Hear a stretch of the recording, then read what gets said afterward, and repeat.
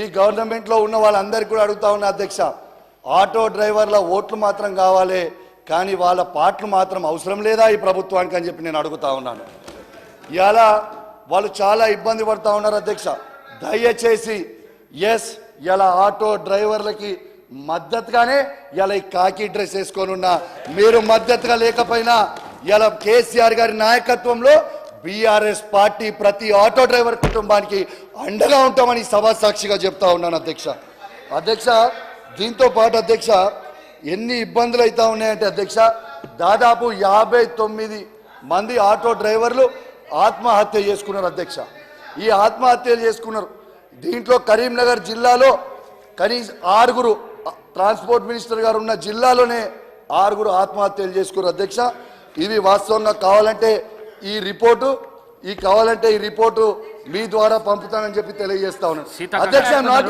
ఒక దిక్కు వాళ్ళే బస్సులు పెంచాలంటారు.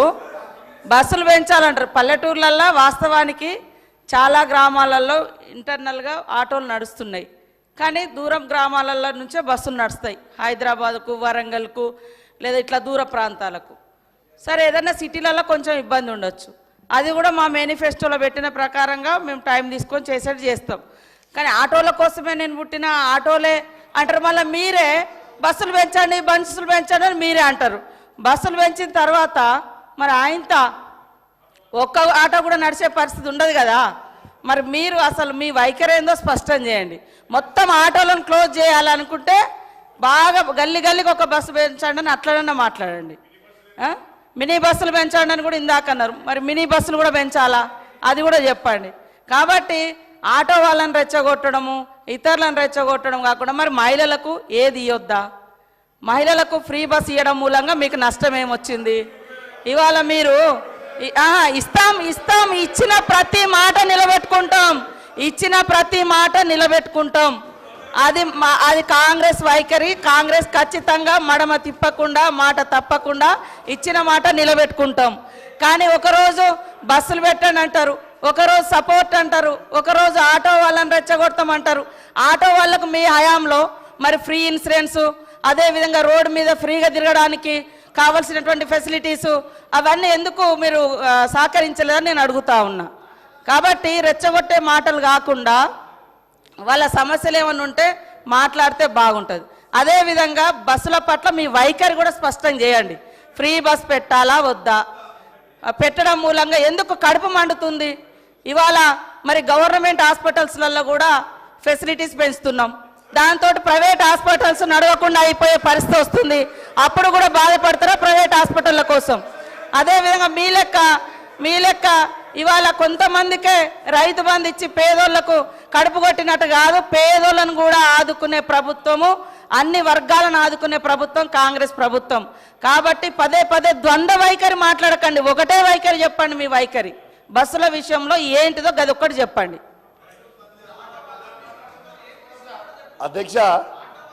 అధ్యక్ష పాపం మంత్రి గారికి తెలియదు అధ్యక్ష.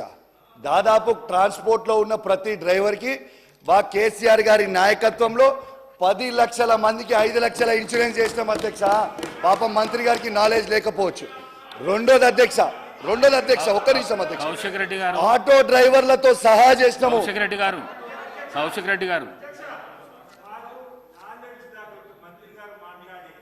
అడిగితే దానికి వివరణ నాలెడ్జ్ లేదంటే ఏంటి అధ్యక్ష వారు మాట్లాడేది? మహిళా మంత్రి అంటే ఇంత చులకనగా మాట్లాడితే ఎట్లా అధ్యక్ష? మా మంత్రి గారు ఏమన్నారు అధ్యక్ష?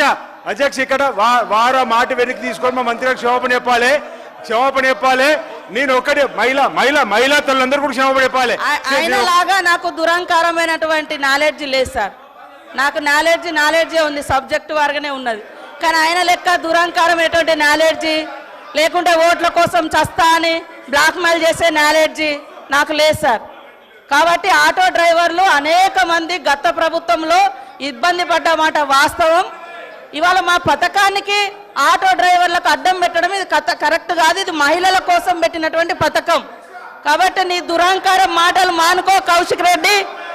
నీలాంటి దుర్మార్గపు నాలెడ్జ్ నాకు లేదు. నేను కరెక్ట్గా ప్రజల కోసం ఆలోచించే నాలెడ్జే నా దగ్గర ఉంది.